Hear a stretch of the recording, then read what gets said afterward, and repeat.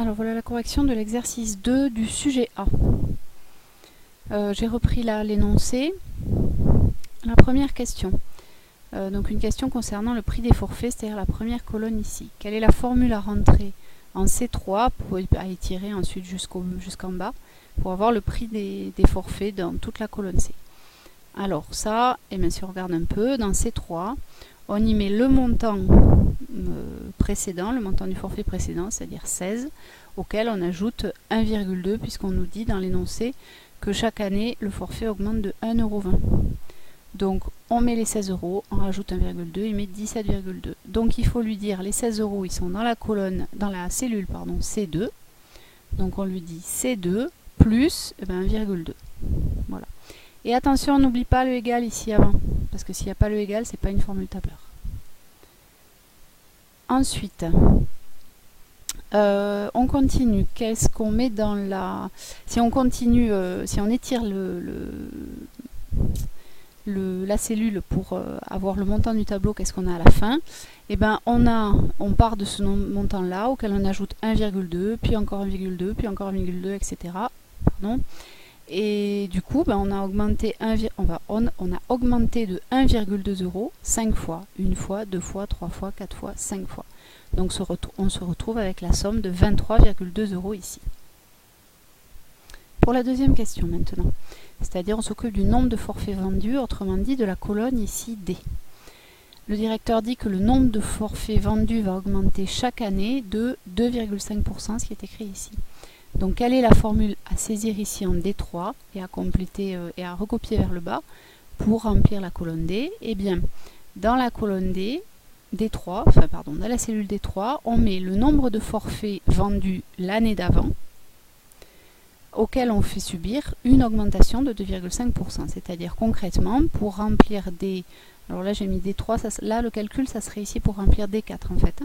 Pour remplir D4, il faudrait faire 19 003 que multiplie 1 plus 2,5 sur 100, ça c'est la propriété du cours qui nous dit comment augmenter de A%.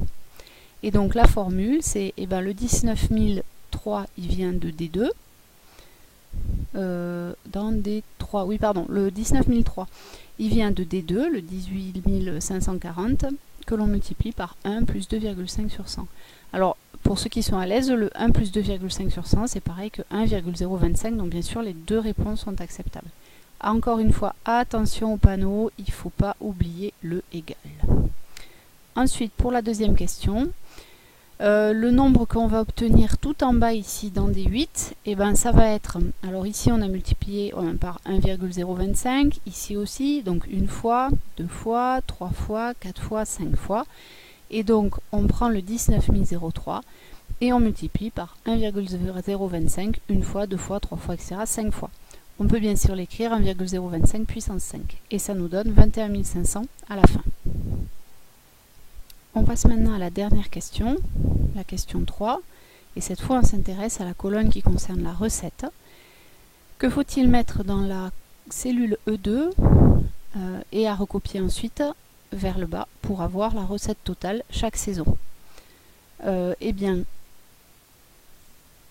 la cellule E2, qui est de 296 640, elle contient la recette en euros, elle est égale au nombre de forfaits vendus que multiplie le prix de chaque forfait.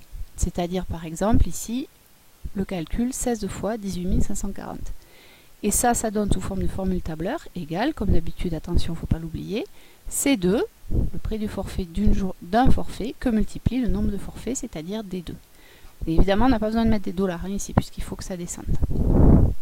Et enfin, pour avoir la somme totale ici, au fil des saisons accumulées sous forme de recettes depuis 2006-2007 jusqu'à 2012-2013, eh bien, il faut additionner chacun des nombres qu'il y a dans ces cellules ici, depuis E2 jusqu'à E8. Alors soit on peut le faire artisanalement, on va dire, c'est-à-dire E2 plus E3 plus E4, etc. C'est acceptable. Et si on veut aller plus vite, eh bien, on tape égale somme de E2 jusqu'à E8.